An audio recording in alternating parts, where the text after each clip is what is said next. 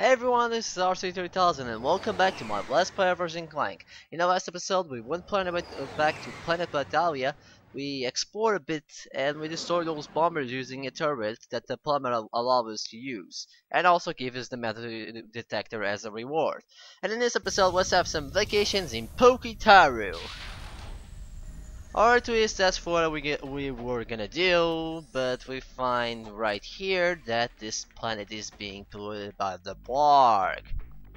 Those Blargs are assholes. I can't have my fucking vacations somewhere that they just ruin my vacations. Jesus Christ. I already have enough trouble with orcs and now Pokitaru, really? Anyways. So, yeah, we're gonna just pretty much be exploring. In this episode, we're gonna explore pretty much just Y resorts, just the main area, pretty much. I'm also gonna get one skill point, which I'm gonna get right now, or explain right now. So, using the Visibomb gun, and as you can see, there's a bunch of bargain ships over there. So, using the Visibomb gun, we need to destroy 3 of these ships here. However, your Visibomb gun has a certain limitation to reach. As you can see there, it just appeared on me.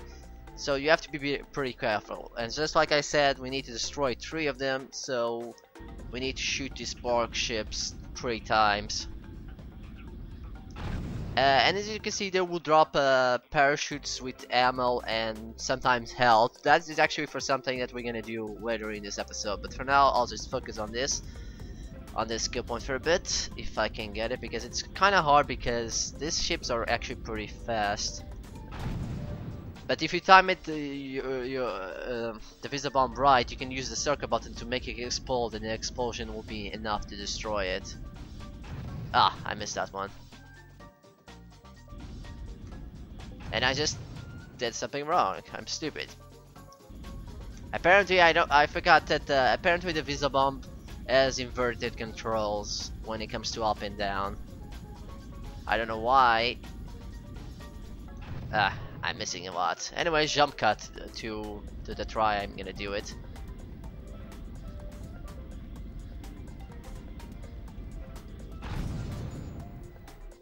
Or just do it the time I say that I was gonna jump cut. Whatever you say, game. Anyways, in the Gadgeton shop we have actually a new weapon here. And that weapon is the Decoy Glove. The Decoy Glove allows you to distract the enemy that, well, distracts the enemies. A decoy, pretty much. There's nothing much to say about that. I'm actually gonna buy this now because it might help me a bit in this planet. But, however, I don't actually recommend that you buy it now if you have the suck cannon, because the suck cannon is probably enough to do this planet. So if you have money enough. So you gonna buy something or what? No, I'm not gonna buy if you just keep ordering me up. Like I was saying, if you want to buy this now, I recommend at least you having more than blah blah blah blah blah. Okay, 2,000 bolts after you buy this, because we're gonna need those 2,000 bolts. So anyway, let's buy the Decoy Glove. And was ever celebrating pose for no reason, because Ratchet always needs to do that for some reason. Anyways, I'll explain the Decoy Glove in a minute. Hey, you two are the first friendly faces I've seen in weeks. You are friendly, aren't you? To you, yes. To him, no. Well, friend, have I got a deal for you. Since the Blarg began dumping their toxic sludge into our ocean, the wildlife has, become ravenous mutants? Yeah, you could say that. All my customers either left or became lunch. So I'm closing the place down. However, I just so happen to have one, count 'em one, O2 mask left. How much? It's not for sale. But you said... I said I had a deal, and indeed I do. You boys get rid of those Blarg ships, and it's yours. Just escort me to the other end of this resort, and you can use our jet fighter. Jet fighter, eh? Alright. But you better not try to stiff us. I like how every helmet in this game has always some holes on them, so I can put it with my ear, or with Ratchet's big ears actually. It's kind of funny like that. So anyways, these enemies right here are called the pufferfish. They're some kind of balloon fish. They have 2 of health, and if they team up on you, you're toast. You might as well be dead. Because if they will team up on you and it will be pretty hard. I recommend using the suck cannon and the decoy glove. The decoy glove to distract them so you don't actually get team up. But it seems they destroy it pretty quickly, so you better put more than one decoy. And use the suck cannon. And I recommend you throw them away because we only have we can only have 5 of them in, and then we have to shoot. I recommend you take them away because these guys are really a bunch of them, and just do what I do pretty much. And this is the Psychopus, which has 3 of health, and he can throw you telekinesis kinda. I forgot if I pronounced that wrong now. It's a Psychopus. Like an octopus. Why is it called that? I don't know. But let's see if he attacks. Okay, he's not gonna attack. Attack this. So this guy has 3 of health, just like I demonstrated there with the wrench. So there we go. So anyways, I definitely recommend that you stay on this part of the boat because there's gonna be those puffer balloons.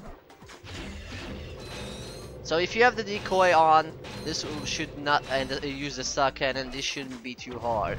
I said that I'm just sucking at this game.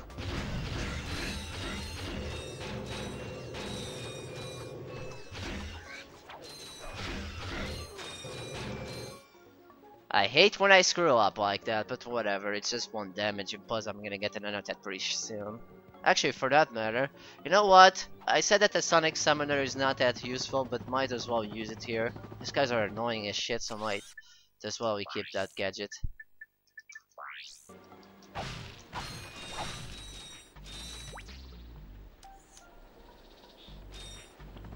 It's a good thing this acts like an elevator for some reason.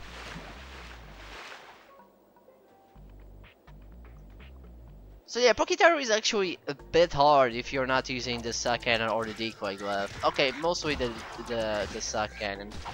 And the Sonic Summoner actually helps me a lot in this level, I guess. I wasn't actually using this when I was practicing or when I was recording this like thousands of times because the video inputs decided to just lag on me and I have to do like this so many times for no reason.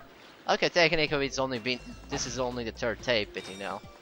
That's a lot, seeing how I normally do 1 tape. And in the corner there, we can see the metal detector icon, and that puffer was floating in the air. What? I don't even know. I didn't even. Oh wait, did I suck him? I don't even care anymore. Whatever. You can use the metal detector here if you want. I'm not gonna waste my time on that. So yeah, I definitely recommend you having the suck cannon, to say the least.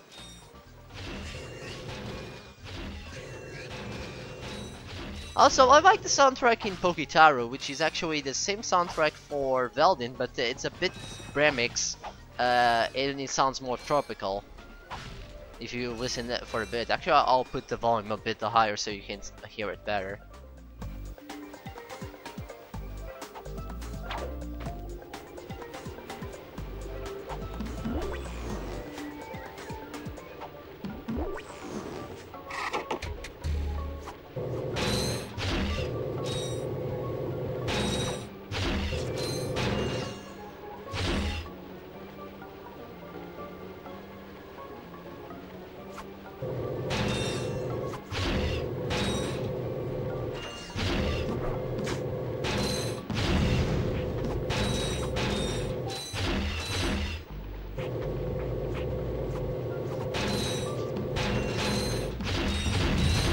It is a pretty good soundtrack. I actually like the soundtrack from Veldin as well, but this one actually sounds a lot better. Actually, too bad we're not gonna hear this soundtrack from Veldin ever again, even though we do return it. Spoiler alert, even though this game already came out in 10 years ago and the high definition version is already out for in Europe actually, and I can't talk today for some reason because I don't feel like talking it right. After all, it's already the 3rd tape I'm doing of this. You really only need the suck cannon, but the decoy glove also helps out. Actually, for that matter, in the second tape I die actually once by just using the suck cannon because I didn't actually wanted to buy the decoy glove, but now I decided to buy the decoy glove and it's actually working a lot better. So yeah, I definitely recommend both the suck cannon and the decoy glove for this level if you want to make this level easy, because if you're not using neither of these, this just becomes a lot harder. Especially because in the first Ratchet Clank there's not many checkpoints. The checkpoints are just horrible in this game.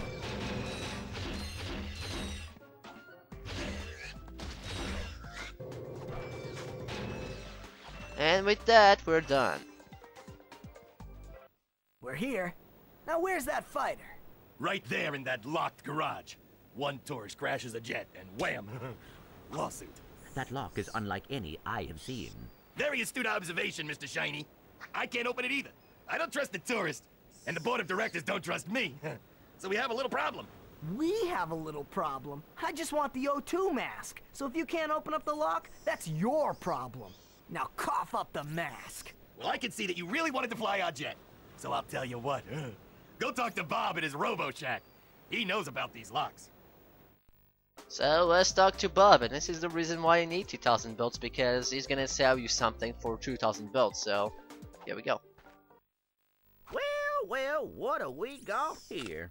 Hey, watch it. I recognize that work. Y'all been to Seattle, ain't you? Yeah, he installed the helipack. I can see that. I taught that idiot brother of mine everything he knows. Look, if you want some real hardware, I can fix this little feller up with a thruster pack. Ooh.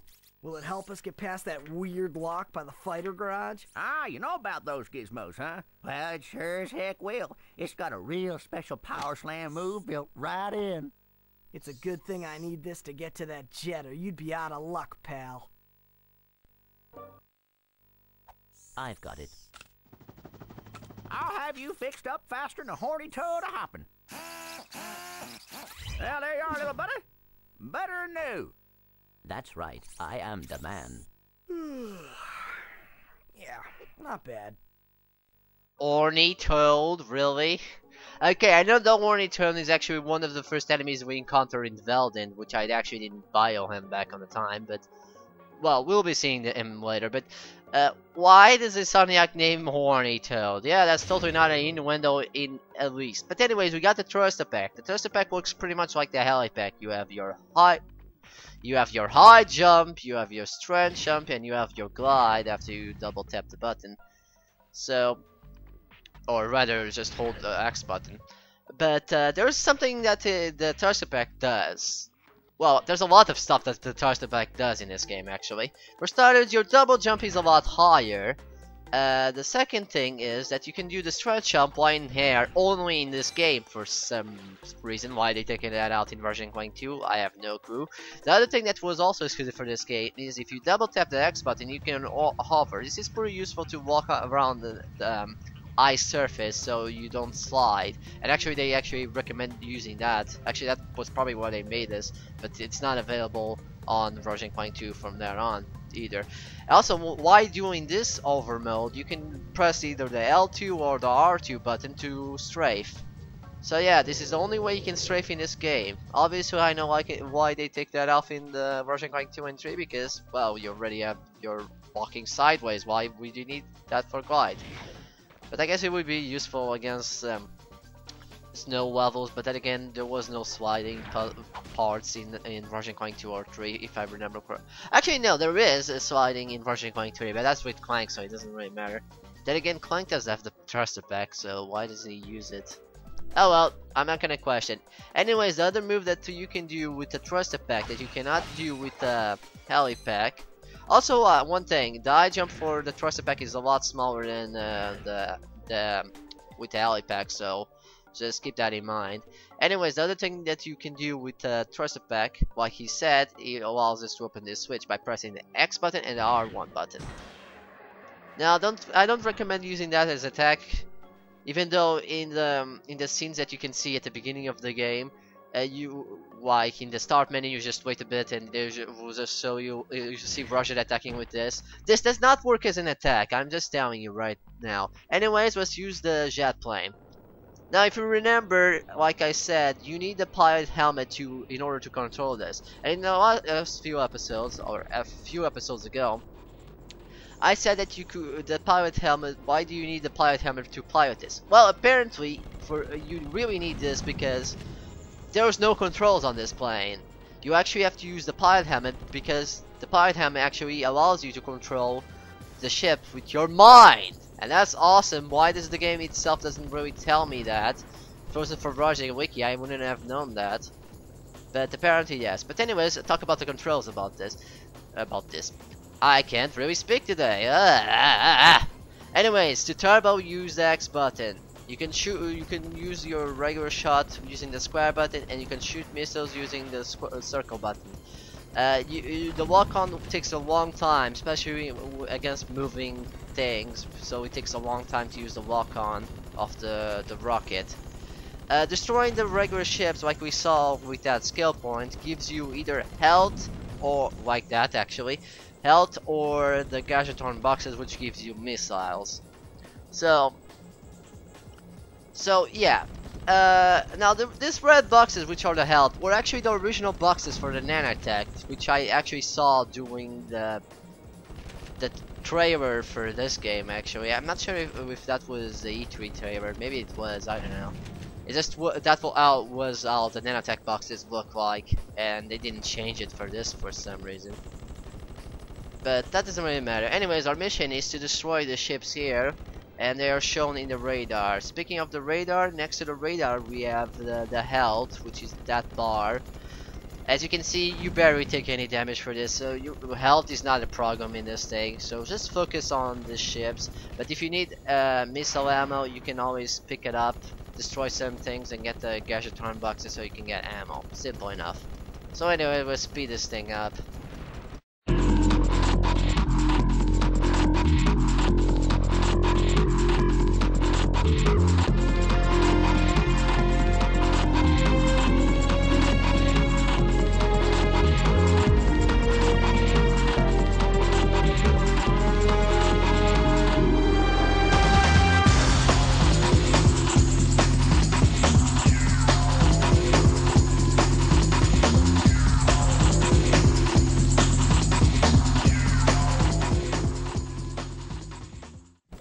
I actually like the soundtrack that plays in this, actually.